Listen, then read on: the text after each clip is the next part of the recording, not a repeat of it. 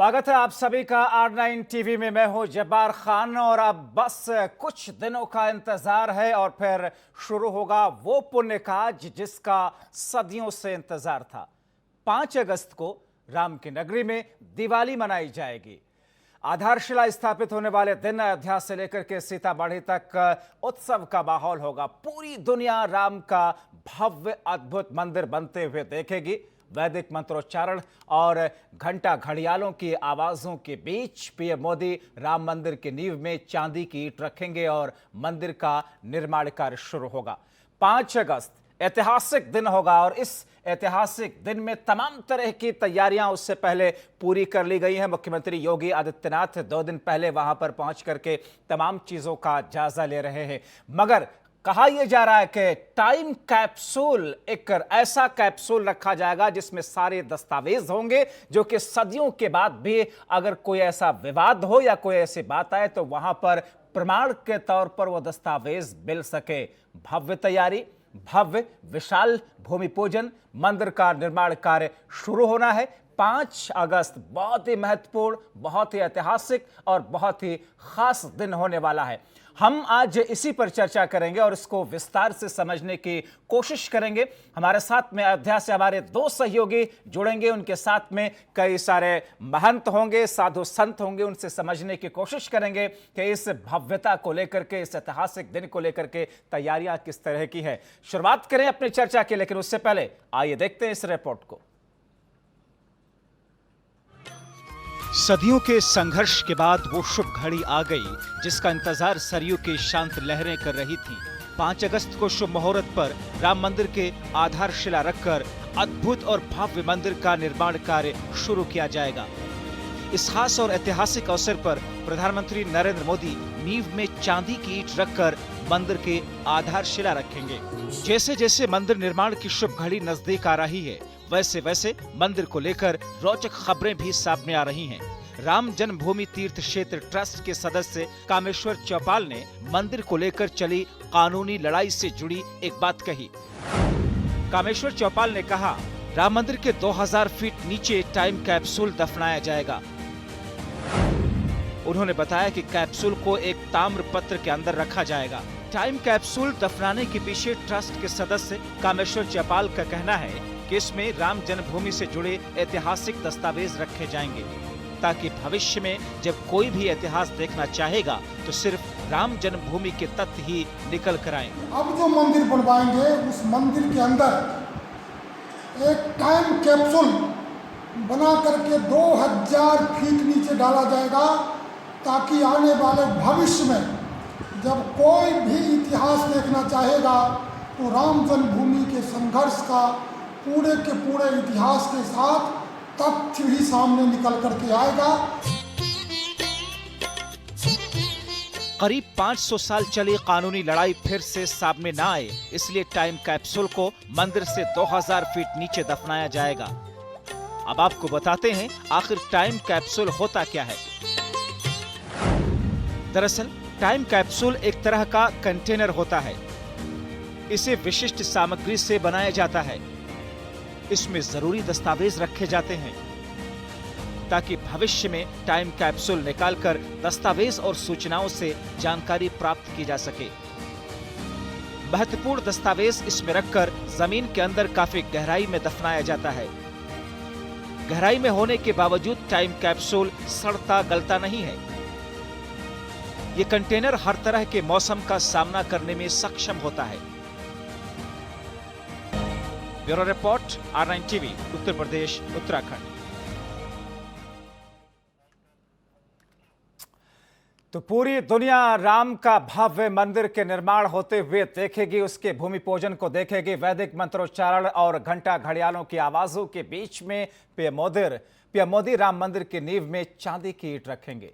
निर्माण कार्य को लेकर के जो मुहूर्त रखा गया है इस भूमि पूजन को लेकर के 5 अगस्त को 12:15 और 15 सेकंड से ये शुभ मुहूर्त शुरू होगा और 47 सेकंड का ये शुभ मुहूर्त होगा। जाहिर तौर पर जिस तरीके से तैयारियां वहां पर चल रही है और राम भक्त पूरे देश में जिस तरीके से उत्साहित हैं, जिस तरीके से अलग अलग जगहों से मिट्टी और जल लाने का सिलसिला शुरू हो रहा है, क्योंकि माना ऐसा जा रहा है कि जहां जहां राम के चरण पड़े, जिन जिन नदियों पर, जिन जिन जल पर, जिन जिन जगहों पर, उन जगहों के जल लाए जाएंगे। भूमि पूजन के मौके पर उसका इस्तेमाल किया जाएगा। राम मंदिर में जो अब तक डिजाइन है उसके 5 मंडप होंगे। साथ ही साथ में छोटा मंडप 344 बाय 235 फुट का बनेगा। गर्भगृह के बाद में 3 मंडप होंगे, जिसका पूरा डिजाइन तैयार किया गया है। उस डिजाइन के मुताबिक उसमें बदलाव भी किए गए। गर्भगृह के ऊपर मुख्य गुंबद होगा और साथ ही साथ में मंदिर के प्रवेश द्वार पर मंडप भी होगा। हालांकि इस बीच में 2000 फुट नीचे एक टाइम कैप्सूल रखे जाने की बात कही जा रही है, ताकि किसी किस्म का कोई अगर विवाद हो तो उसमें कोई संशय ना रहे, दस्तावेज वहां पर मौजूद रहे। हमारे साथ हमारे खास मेहमान भी इस वक्त जुड़ रहे हैं। फिलहाल हमारे साथ में हमारे सहयोगी गगन मिश्रा इस वक्त जुड़े हुए हैं। गगन, हलचल तेज है, उत्साह है, एक मानो दिवाली का त्योहार सा आ रहा हो। क्या देख पा रहे हैं आप वहां पर? किस तरह की तस्वीरें हैं, किस तरह की हलचल और रौनक है? देखिए जब हम लखनऊ से चले हैं और अयोध्या पहुंच रहे थे तो लगा कि जिस तरह से हम लोग अयोध्या लगभग आते हैं वही नॉर्मल हलचल होगी, सामान्य से लोग जा रहे होंगे। लेकिन जब आज हम अयोध्या एंट्री किए हैं तो एंट्री करते समय ही जो तैयारियां हैं वो देखने को मिल गई थी, जैसे कोई बड़ा त्यौहार आ गया हो या कोई समारोह हो। जो तैयारियां होती थी वैसे ही तैयारियां हो रही हैं, क्योंकि 500 साल का जो संघर्ष था, लगभग 500 साल के संघर्ष के बाद जो राम मंदिर बनने जा रहा है उसकी नींव रखी जाएगी, भूमि पूजन होगा।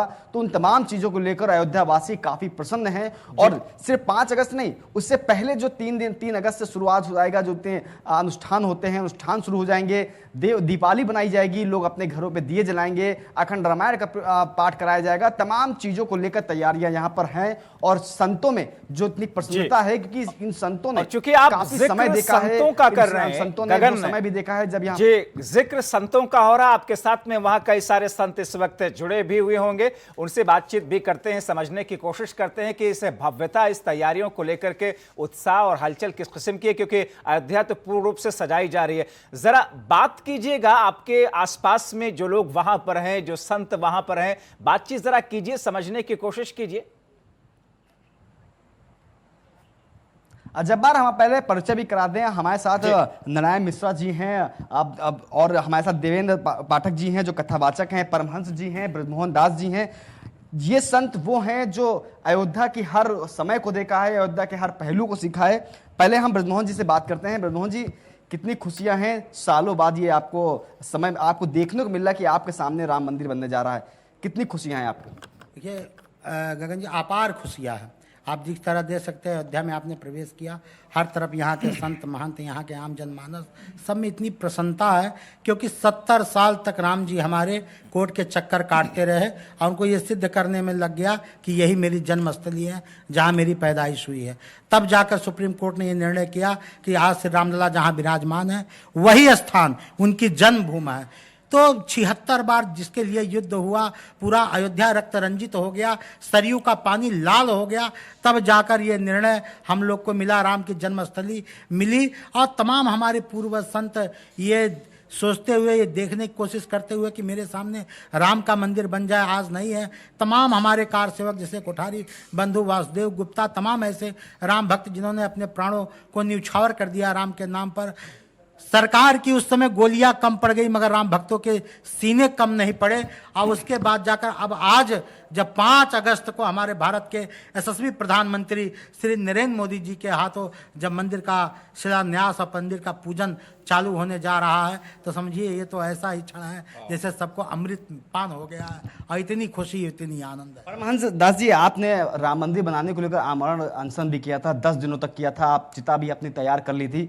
लेकिन अब जब राम मंदिर बनने जा रहा है, भूमि पूजन 5 अगस्त को है, भले ये पल 40 सेकंड या 45 सेकंड का हो, लेकिन खुशियां युगों युगों तक की दे रहा है।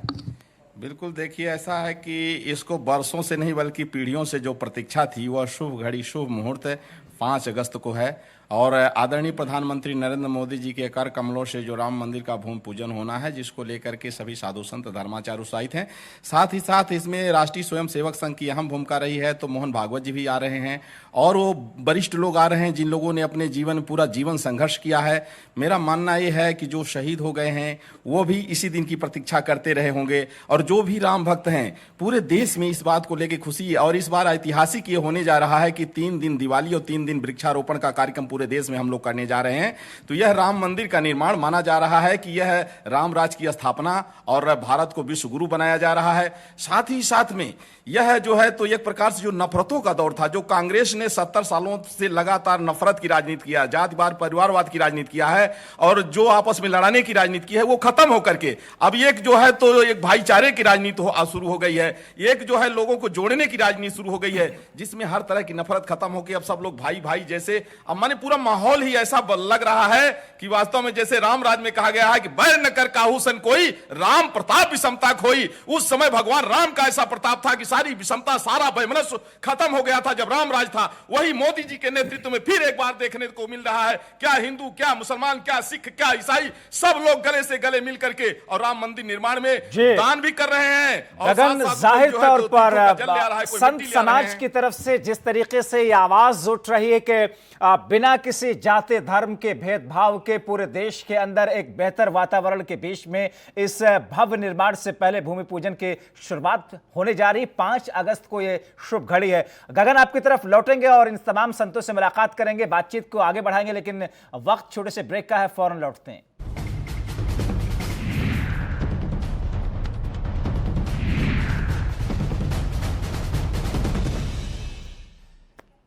तो सीधे अयोध्या से हमारी ये कवरेज जारी है, जहां पर हमारे सहयोगी गगन मिश्रा और अंकिता सरीन थोड़ी देर में वो भी जुड़ जाएंगे। साधु संत पूरा समाज हमारे साथ में है। रुख कर लेते हैं गगन मिश्रा की तरफ, हमारे साथ में इस वक्त वो जुड़े हुए हैं। गगन, अब ऐसी स्थिति में जबकि तमाम तैयारियां मुकम्मल हो चुकी है, गगन जरा इनसे समझिए कि वो पवित्र नदियां जहां जहां पर भगवान राम के चरण पड़े थे, वहां का जल और वो तमाम तीर्थ पवित्र क्षेत्र, वहां की मिट्टी लाई जाएगी, भूमि पूजन के वक्त में उसमें मिलाया जाएगा। इस स्थिति को लेकर के किस तौर पर देखते हैं और क्या इसके लिए तैयारियां हैं? किस तौर पर वो जल वहां से आएगा और किस तौर पर साधु संत इसे देखते हैं?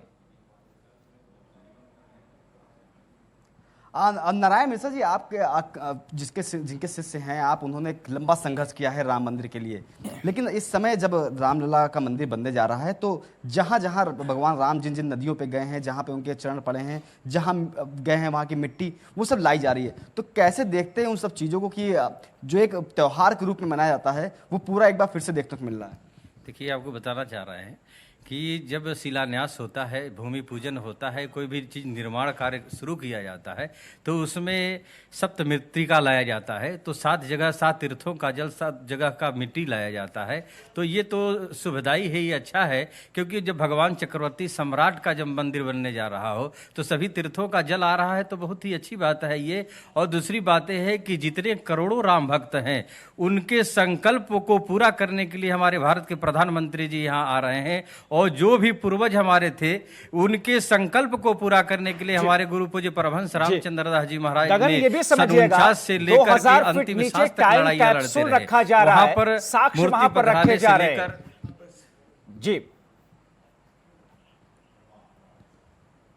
बिल्कुल, हम वो जानते हैं। और देवेंद्र पाठक जी हमारे साथ हैं, वो कथावाचक हैं और जो भगवान राम की कलाएं होंगी वो सभी अपने संतों को, अपने जितने भी उनके सुनने वाले हैं, भक्त हैं, उनको सुनाते हैं। लेकिन इस समय जो कहा नई बात सामने आ रही है कि टाइम कैप्सूल जो है वो 2000 जो फीट है अंदर गाड़ा जाएगा। वो इसलिए कि जैसे अभी तक जो 500 साल संघर्ष चला है कि कोई सबूत मांग रहा था, कोई कुछ मांग रहा था, वो भविष्य में ना मांगा जा सके। इसको किस तरह से समझा जाए? प्रमाण की बात है, जो गाड़ा जाएगा तो बहुत बड़ी बात है अपने आप में। और भगवान राम जी की जहाँ बात है, भगवान राम का जन्म किसी एक के लिए नहीं, जग के मंगल के लिए हुआ है। ये मानस में बाबा गोस्वामी तुलसीदास जी लिखते हैं कि राम जन्म जग मंगल हेतु हो, सत्य संघ पालक श्रुति से तू, राम सिया राम जय जय राम, राम सिया राम जय जय राम। और ये वर्षों वर्षों की तपस्या सफल हुई है और खुशी की इतनी बात है, प्रसन्नता की इतनी बात है जिसको शब्दों में कहा ही नहीं जा सकता। और क्योंकि भगवान श्री राम जी का जो मंदिर निर्माण होने जा रहा है, इतने दिन तक भगवान हमारे टेंट के तंबू में बैठे रहे। जैसे पूज्य गुरुदेव दशरथ गद्दी चौबुर जी पीठाधीश्वर श्री महंत बृजमोहन दास जी महाराज ने कहा, हम सबके पूज्य महाराज जी के सानिध्य में एक भजन गुनगुना के बताते हैं कि शुरू हुआ अब मंदिर का निर्माण है, शुरू हुआ अब मंदिर का निर्माण है, और सोने के सिंहासन बैठ रहे भगवान है, सोने के सिंहासन बैठ रहे भगवान है। जो आनंद सिंधु सुख राशि सी करते त्रैलोक सुपासी, जो आनंद सिंधु सुख राशि सी करते त्रैलोक सुपासी, और खुश हो के नाचते अंजनी के लाल हैं। बहुत अति सुंदर गगन, और इसी खूबसूरत और अति सुंदर इन्हीं पंक्तियों के जरिए यहाँ पर अब छोटे से क्षणों के लिए, कुछ क्षणों के लिए रुकते हैं, वापस लौटते हैं, इसी चर्चा को आगे बढ़ाएंगे। आप बने रहिए R9 टीवी के साथ।